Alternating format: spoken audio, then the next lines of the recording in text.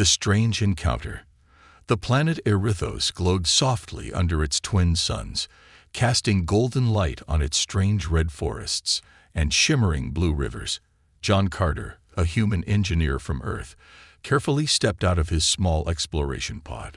His boots crunched against the alien soil, and his scanner buzzed with faint readings of energy. The air was breathable but smelled faintly of metal and flowers, a combination that made John wrinkle his nose. John had been sent by the United Human Fleet to study the planet for its potential resources. What he didn't expect was company. As he walked toward a tall cluster of glowing crystals, his scanner beeped louder, signaling life nearby. His heart raced. Was it an animal? A predator? He tightened his grip on his utility belt, where a small energy pistol was holstered. From behind a large crystal, a figure emerged. John froze. It wasn't an animal. It was someone. She was tall, with silvery skin that shimmered in the sunlight. Her eyes were large and a vibrant shade of green, glowing faintly. Her hair floated as if carried by an invisible breeze, and she wore a sleek, white outfit that seemed to shift like liquid metal. She tilted her head, studying John with curiosity, her green eyes narrowing slightly. John took a cautious step forward. Hello. Can you understand me?" he asked, his voice careful and calm. The alien girl's lips moved, and a melodic voice filled the air, though the words were foreign. Then, as if adjusting a dial, her voice shifted. "Yes, I can understand you now," she said in perfect English, though her tone was slow and deliberate. John blinked in surprise. "Wow, that was fast. You have a translator or something?" The girl nodded, tapping a small device on her wrist. "We adapt quickly. You are human, yes. I am Zinara of the Lutherian people." John relaxed slightly, lowering his hand from his belt. "Nice to meet you, Zinara. I'm John. I'm just here to study the planet. Didn't expect to meet anyone else." Zinara took a step closer, her glowing eyes fixed on him. "Humans are fascinating. Your kind is unpredictable. Tell me, why are you here?" John hesitated. Exploration. Science. We like to learn about new worlds and, see what's out there." Zinara's head tilted again, and she smiled faintly. "Curious creatures. You explore without knowing the dangers. Brave or foolish?" John chuckled nervously. "A little of both, I guess. What about you? What brings you here?" Zinara motioned toward the crystals around them. "This is my research site. My ship is nearby. I study energy flows and planetary ecosystems. My people value knowledge above all."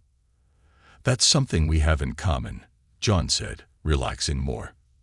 Zinara's gaze remained intense, as if she were dissecting every word he said. "You humans speak in strange ways. I heard you say something earlier. Something odd." John frowned. "What do you mean?" "When I approached, I overheard you speaking to your device. You said, 'I'll be inside her soon.'" Zinara's tone was curious, not accusatory, but her words made John's face turn red. "Oh, that."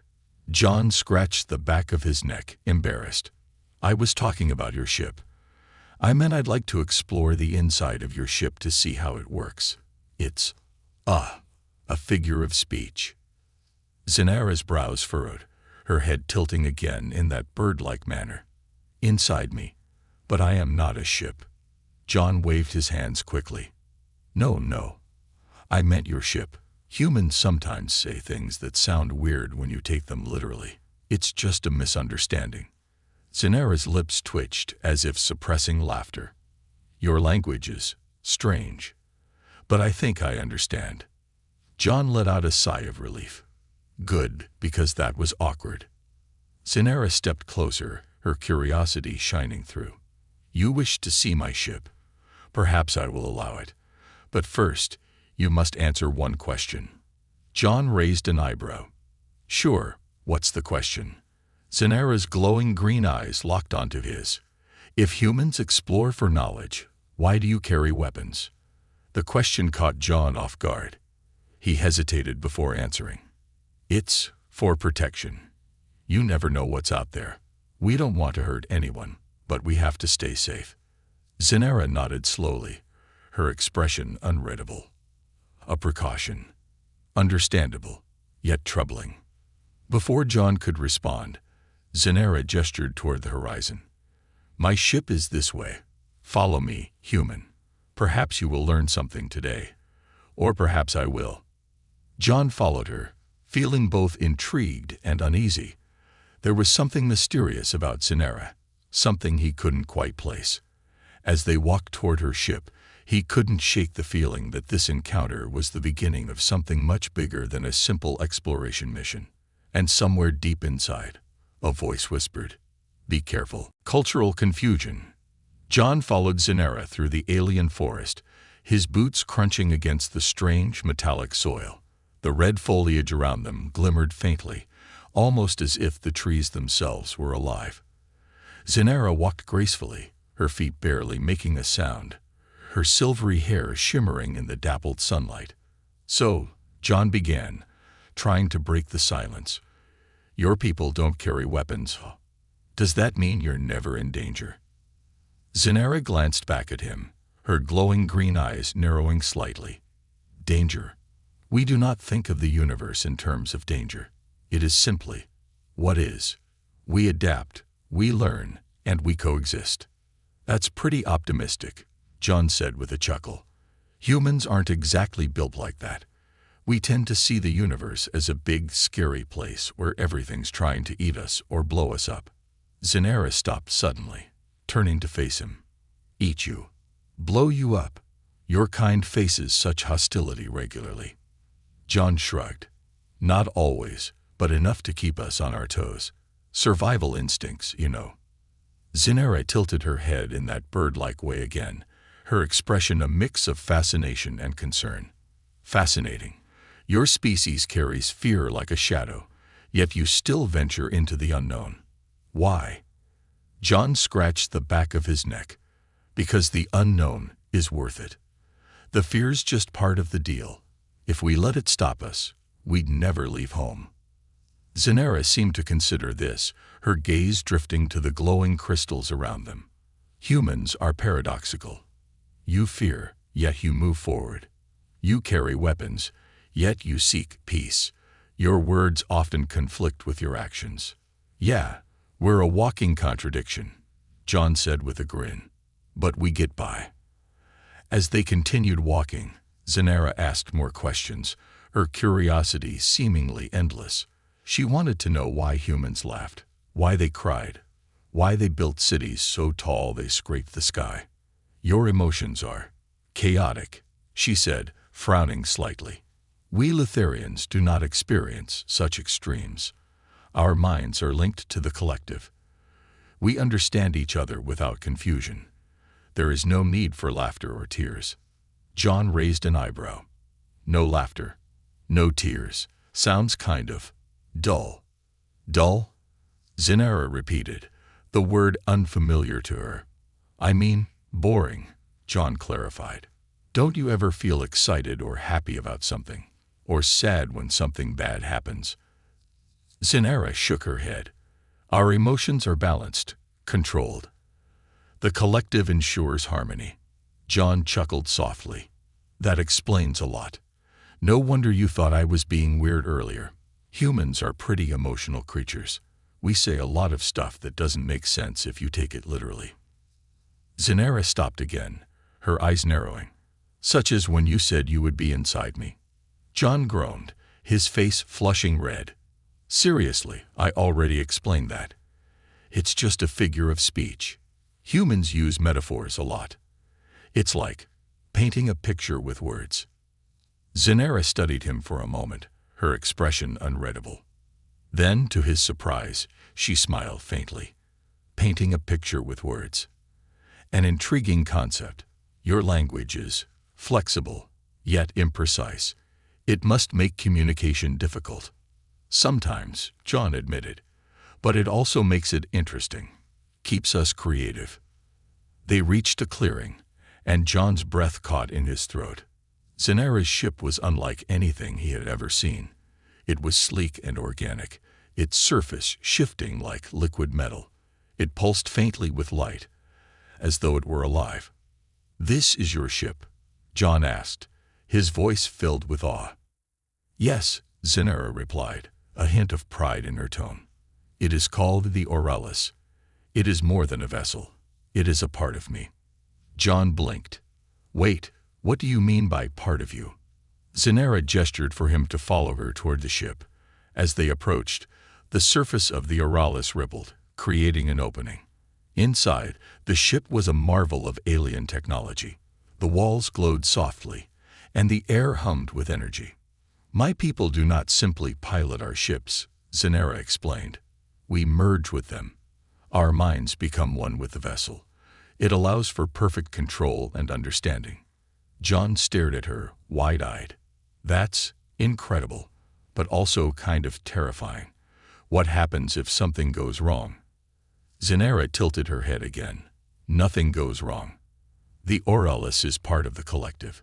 It shares my thoughts, my purpose. There is no conflict." John ran a hand through his hair, trying to wrap his head around the idea. "Humans aren't exactly wired for that. We like to keep things separate.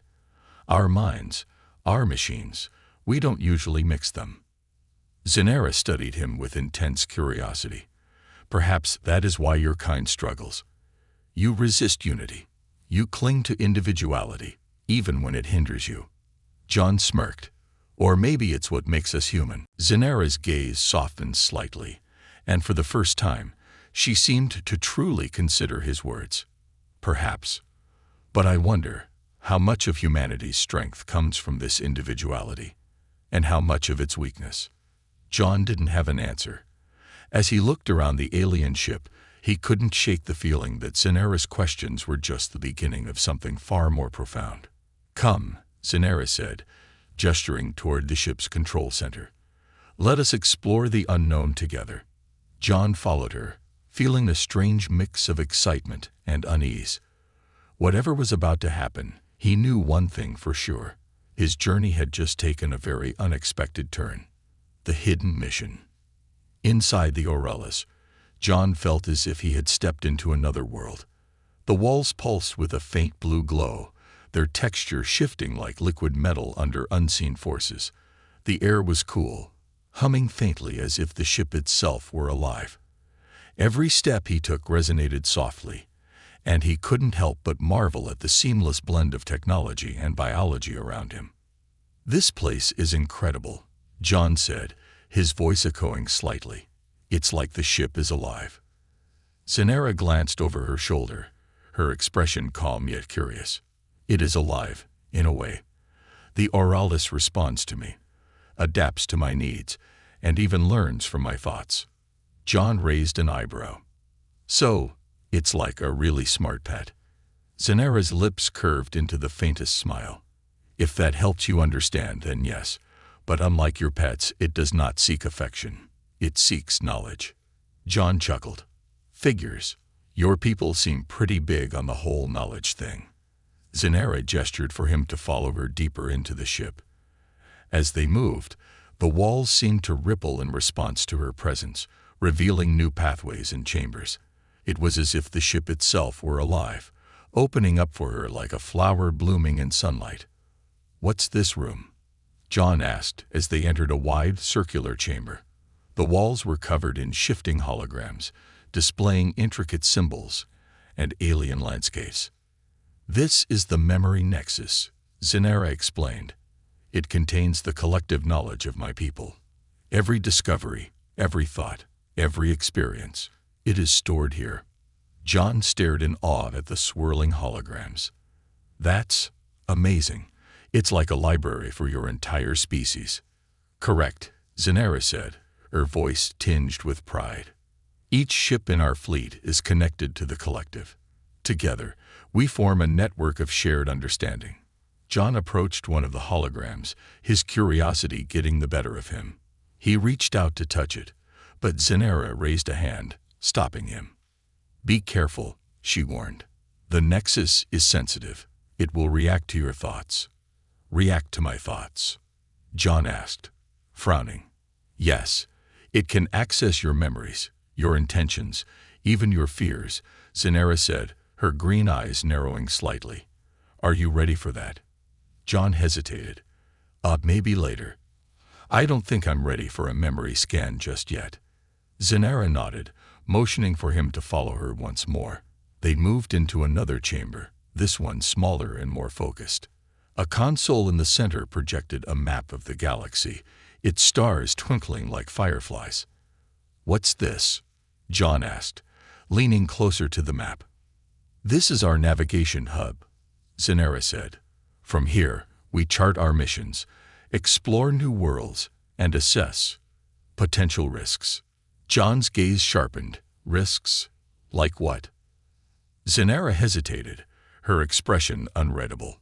Some species are unpredictable, dangerous. The collective ensures we approach such species with caution. John's stomach tightened. And humans, where do we fall on that scale? Zenara didn't answer immediately. Instead, she tapped the console, and the holographic map shifted, zooming in on Earth. Surrounding it were dozens of symbols and data streams, all written in the Lutherian language. What does all this mean? John asked, his voice cautious. Zenara glanced at him, her glowing eyes narrowing slightly. It means that humanity is being studied. Your species is unique, creative but volatile, capable of great innovation, yet prone to destruction. John's heart pounded. Studied how? For what? Zenara didn't answer. Instead, she turned to the console and tapped another sequence. A new hologram appeared, this one showing Earth alongside a series of projections. Some showed peaceful collaboration, while others depicted catastrophic conflict. John's jaw tightened. You're deciding whether we're a threat, aren't you? Zenara's silence was answer enough. John stepped back, his mind racing. He had come to Erithos to explore a planet, not to discover that his entire species was under alien scrutiny. The implications were staggering and terrifying. Zenara, he said carefully, what happens if the collective decides we are a threat? Zenara turned to face him, her expression calm but unreadable. That decision is not mine to make. The collective will evaluate all data and choose the best course of action. That's not an answer, John said, his voice tense. Zenara stepped closer, her glowing eyes locking onto his. Your kind has great potential, John, but you also have great power. Power that is often uncontrolled. John's hands clenched into fists. So what? You'll wipe us out if we don't fit your idea of safe. Zenara hesitated, and for the first time, John saw a flicker of uncertainty in her expression. I do not wish to harm your species, John, but the collective's will is absolute. John took a deep breath, trying to steady himself. Then maybe it's time someone showed your people that humans aren't just a threat. We're more than that. Zenara tilted her head, studying him intently. More than a threat? What are you then? John met her gaze, his voice steady. We're survivors, explorers, dreamers. And if your people can't see that, then maybe I need to show you. Zenara's lips twitched into the faintest smile. Perhaps you should. But be careful, John Carter. The collective does not tolerate unpredictability. As they stood in the glowing chamber, the tension between them was palpable. John knew he had to tread carefully, but he also knew one thing for certain. Humanity's future might depend on what he did next. The tech secret. The hum of the Aurelius grew deeper as Zenara led John into yet another chamber, this one unlike anything he had seen so far. The walls were smoother, their glow subdued. At the center of the room was a large, chair-like structure, made of the same living metal that composed the ship. It pulsed faintly, like a heartbeat. Surrounding it were smaller nodes, their surfaces shifting with flowing alien symbols. This, Zenara said, gesturing toward the chair, is the neural integration core. It is the heart of the Aurelius and the key to its operation. John raised an eyebrow, cautiously approaching the strange structure. Looks like a high-tech recliner. You sit in it to fly the ship. Zenara nodded. In a manner of speaking, the pilot merges with the ship through this core. It allows us to think as one, to operate with precision and harmony. John frowned, crossing his arms. Merge? You mean like, connect your brain to the ship? Precisely, Zenara said. The Auralis becomes an extension of my thoughts, and I become an extension of its systems. Together, we are far more capable than either could be alone. John's eyes widened. That's intense. Humans don't really do that. We're more into buttons and joysticks. Zenara gave a faint smile. I noticed. Your methods are mechanical, efficient, yet limiting. The Lutherian way eliminates such barriers. John stared at the chair, a mixture of awe and apprehension swirling in his chest. So you're saying you just plug yourself in and think the ship into action. No manual controls. Zenara stepped forward, running her fingers over the glowing surface of the core. No manual controls. The ship reads my intentions, my emotions, my thoughts. It responds instantly, without hesitation or error. John scratched his head, trying to process the concept. And what happens if you're having a bad day? Like you're tired or distracted? Doesn't that mess things up? Zenara tilted her head, her silvery hair catching the faint light. The ship compensates. It harmonizes with my mind, balancing my weaknesses with its strengths. There is no room for error. John leaned closer, inspecting the core. It sounds amazing, but also dangerous. If the ship knows your thoughts, doesn't it know everything? Your secrets, your fears, even things you don't want it to. Zenara hesitated for the briefest moment, her gaze flickering. Yes, that is the nature of the connection. There are no barriers between the pilot and the vessel. It is complete transparency. John stepped back, his unease growing.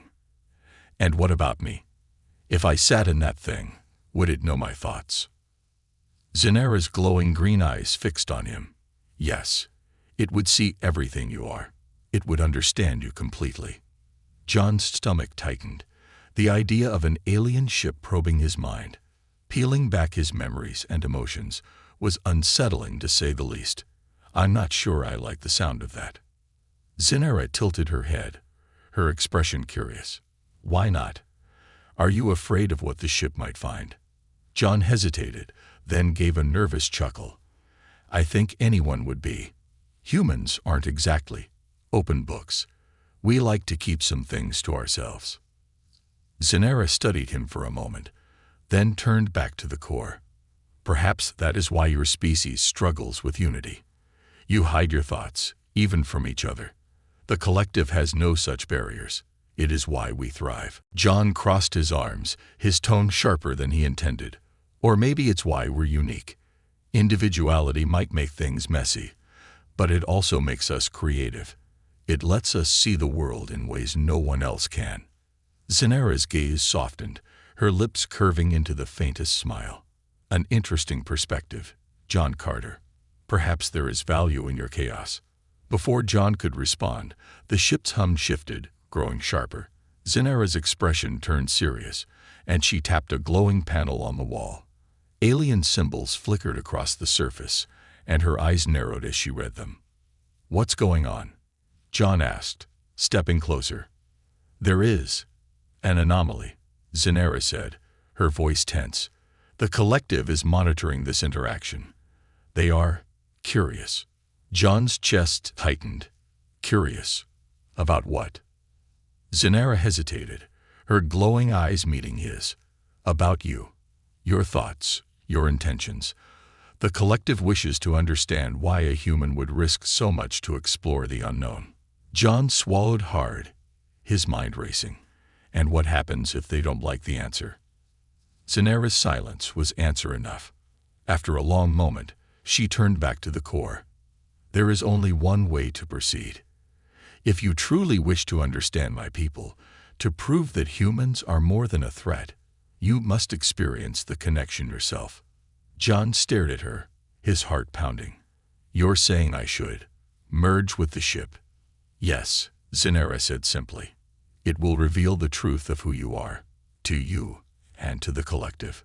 John hesitated, his instincts screaming at him to refuse.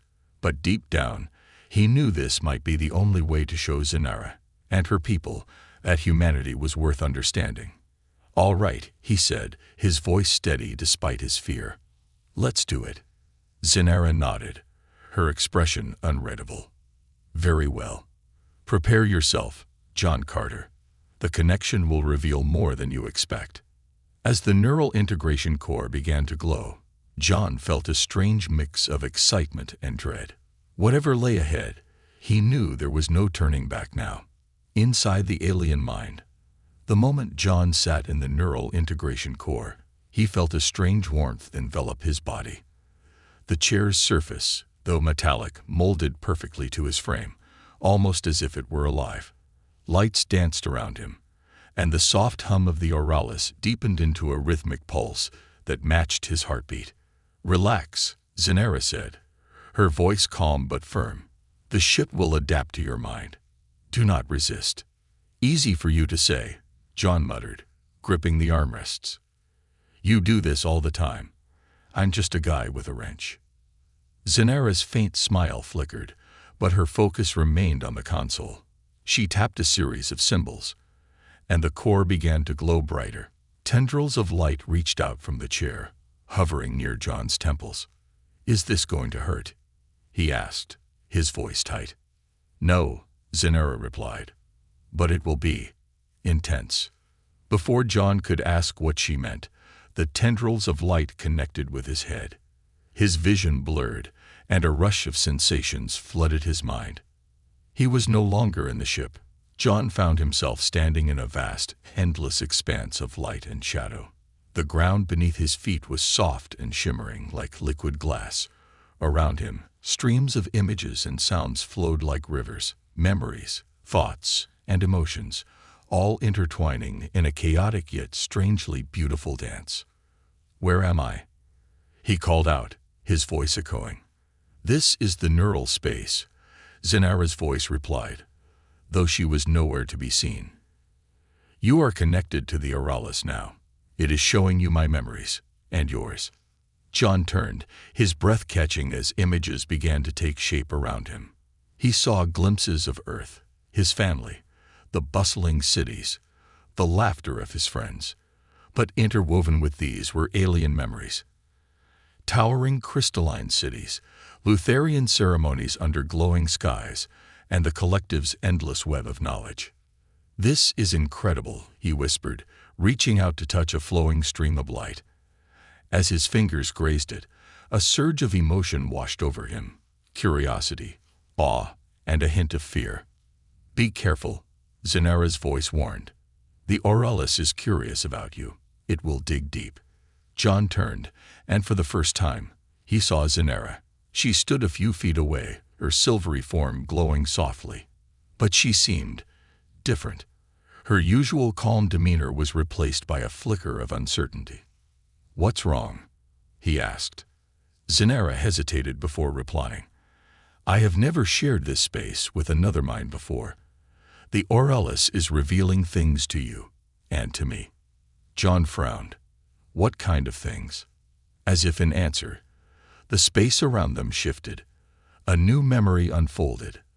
A Lutherian council chamber, vast and imposing, filled with glowing figures like Zenara. Their voices echoed in unison, cold and analytical. "Humans are a paradox," one voice said. "They create and destroy in equal measure. Their potential is vast, but their unpredictability is dangerous. They must be watched," another voice added. "Their existence challenges the balance of the galaxy."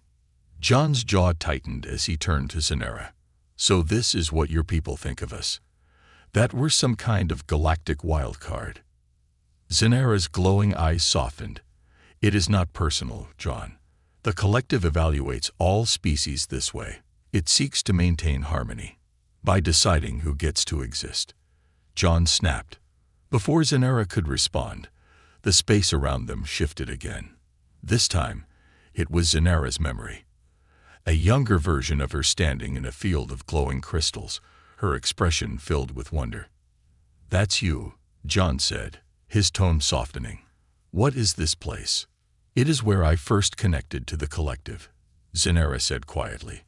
"I was chosen for my curiosity, my desire to understand. But even then, I questioned whether the collective's methods were just."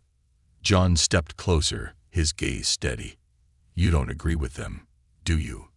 About humanity?" Zenara hesitated, her glowing eyes meeting his. "I believe your species is dangerous, yes, but I also believe it is capable of greatness. The collective sees only patterns and probabilities. It does not feel hope." John's chest tightened at her words. "Then maybe that's why you're here, to show them what they're missing." Zenara's lips curved into a faint smile. "Perhaps, or perhaps I am here to learn that I am wrong." As the neural space began to shift again, John felt a sudden jolt of energy. The memories around him fractured, and a dark presence loomed at the edges of the light. "What's happening?" he asked, his voice tense. "The collective," Zenara said, her tone urgent. "It is reaching out. It wants to see more." John's heart pounded as the presence grew stronger, pressing against his mind like a tidal wave. He clenched his fists, struggling to maintain his sense of self. "I didn't sign up for a mind invasion," he shouted. Zenara stepped forward, her expression firm. "Fight it, John. Show it who you are. The collective respects strength." John closed his eyes, focusing on his memories, the laughter of his friends, the warmth of his family, the thrill of discovery. He pushed back against the dark presence, channeling everything that made him human. The pressure eased, and the space around them stabilized. Zenara's gaze was filled with quiet admiration. "You resisted. Few beings have done so." John smirked, though his legs felt like jelly. "Yeah, well, humans are stubborn like that." The auraless hum grew softer, and the neural space began to fade. As the connection ended, John opened his eyes to find himself back in the core, sweat beading on his forehead. Zenara stood nearby, her expression thoughtful. "The auraless has seen you now, and so have I." John met her gaze, his voice steady. "And what does it think?" Zenara's lips curved into a faint smile. "It thinks, you are more than we expected." As the ship's hum returned to its steady rhythm, John couldn't help but wonder what that meant, for him, for Zenara, and for humanity's place in the galaxy. The betrayal twist. John leaned back in the neural integration core, still catching his breath.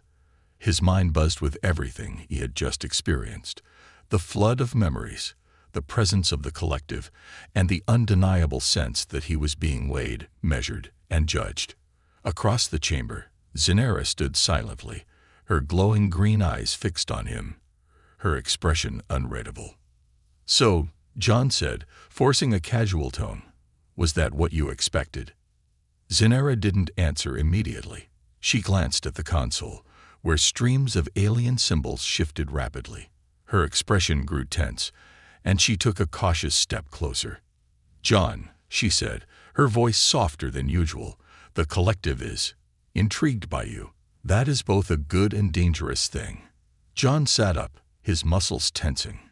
"Dangerous how?" Before Zenara could answer, the ship's hum shifted to a sharper, more urgent tone. The walls of the chamber pulsed with crimson light, and the console emitted a harsh chime. "What's going on?" John asked, standing quickly. Zenara's expression darkened as she read the console. "The collective has sent a directive. They believe your presence poses a risk to their plans." John's stomach dropped. "Their plans? What plans?" Zenara hesitated, then sighed. "The collective has been monitoring your species for decades, studying your growth, your potential for both creation and destruction. They have determined that humans are on the verge of becoming disruptive to the galaxy's balance." John narrowed his eyes. "Disruptive? You mean dangerous?" Zenara nodded reluctantly. "Yes, They believe humanity's rapid expansion and unpredictable nature could destabilize the delicate equilibrium among other species. John's jaw tightened. So what? They've decided to eliminate us. Zinara's gaze dropped. Not yet. The collective wishes to gather more data before making a final decision, but they have ordered me to detain you for further evaluation. John stepped back, his heart pounding. Detain me? Are you serious? Zinara, you know what humanity is capable of. We're not just a threat. We're explorers, builders, dreamers. You've seen that.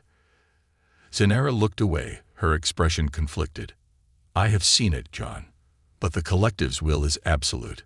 If I disobey, I risk severance, exile from my people. I will lose the connection that defines my existence. John clenched his fists. And what about me?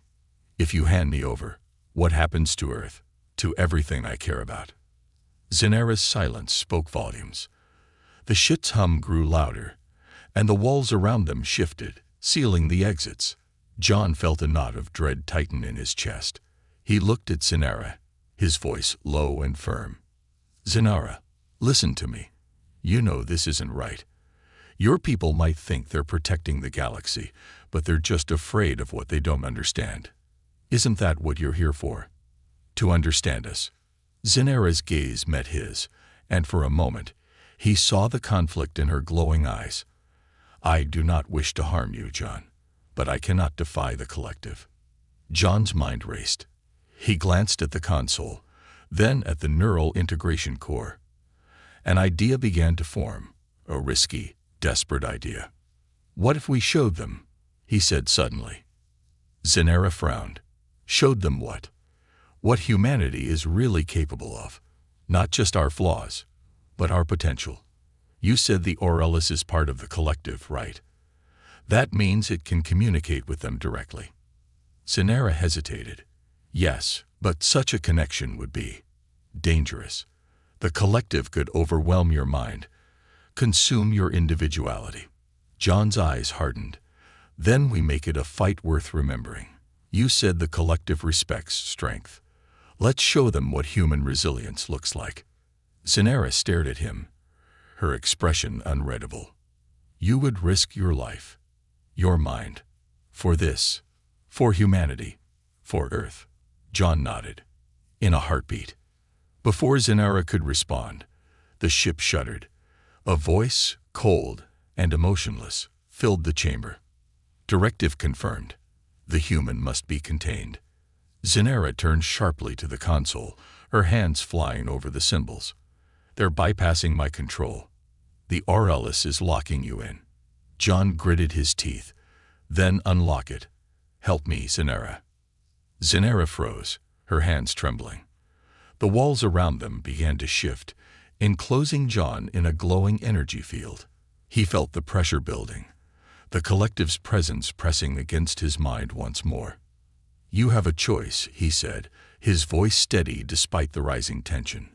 Stand with your people and lose what makes you different, or stand with me and prove that we're worth saving. Zinara's glowing eyes flickered. For a long, tense moment, she stood still, her expression torn. Then, with a sudden surge of determination, she turned back to the console. I hope you are right about this, John Carter, she said, her voice firm. She tapped a sequence of symbols, and the energy field around John flickered and collapsed. The hum of the Aurelis shifted, and the walls began to pulse with a brighter, warmer light. What did you do? John asked. I severed the Aurelis from the collective, Zinara said, her tone resolute. We are on our own now. John's eyes widened. You betrayed your people. Zinara met his gaze, her expression calm but resolute. No, I chose to believe in you. As the ship's systems recalibrated, John felt a flicker of hope, but he also knew the real challenge was just beginning. The collective wouldn't take this defiance lightly, and neither would the galaxy. Then let's prove them wrong, he said, determination blazing in his eyes. Zinara nodded, a faint smile playing on her lips. Together. Humanity's potential, climax, and resolution. The Aurelus hummed with renewed energy as Zinara's severance from the collective took hold. The pulsing light of the ship shifted to a calming blue, almost as if it were reacting to her decision. John stood beside her, his heart pounding, his mind racing. "What happens now?" John asked, his voice steady but laced with tension. Zinara's glowing eyes softened as she glanced at him. "We run. The collective will send others to stop us. They cannot allow this act of defiance to stand." "Run where?" John asked. "To your people," Zinara said. "Earth. If the collective fears humanity, then they must see the truth of who you are, not through fragmented data, but through your eyes." John felt a jolt of both fear and determination. "You're willing to risk your life for that?" Zinara nodded. "I chose this path. Now we must walk it to the end." The ship's systems surged to life as Zinara directed the Aurelus into action. Outside, the vibrant skies of Erithos darkened, and the faint glow of approaching ships appeared on the horizon. "They're already here," Zinara said, her voice calm despite the urgency. "The collective has sent an interception fleet." John's heart raced. "We can't outrun them, can we?" "No," Zinara admitted, her hands moving swiftly over the console. "But the Aurelus was designed for adaptability. We will not make this easy for them." The ship's interior shifted, the walls rippling as systems adjusted. John felt the Aurelus react to Zinara's commands, its very structure seeming to tighten like a coiled spring. "What can I do?" John asked, his voice firm. Zinara glanced at him, her lips curving into a faint smile. "Hold on, and trust me."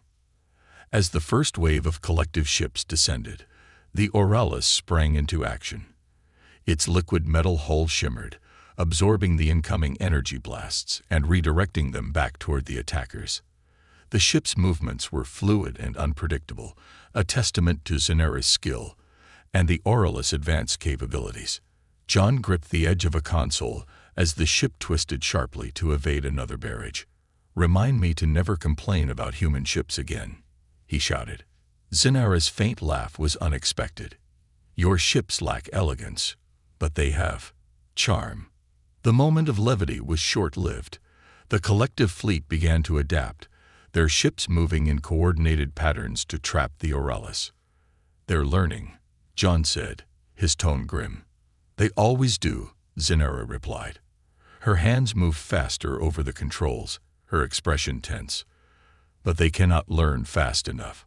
Not this time."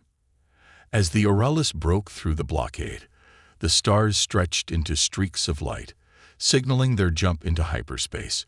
John exhaled a breath he hadn't realized he was holding, his muscles relaxing slightly.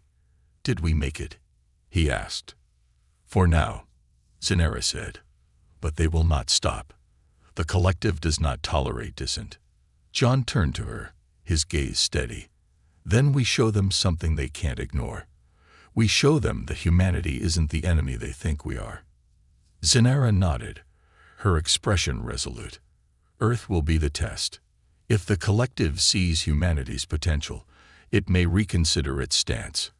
As the Aurelus approached Earth, John felt a surge of emotion.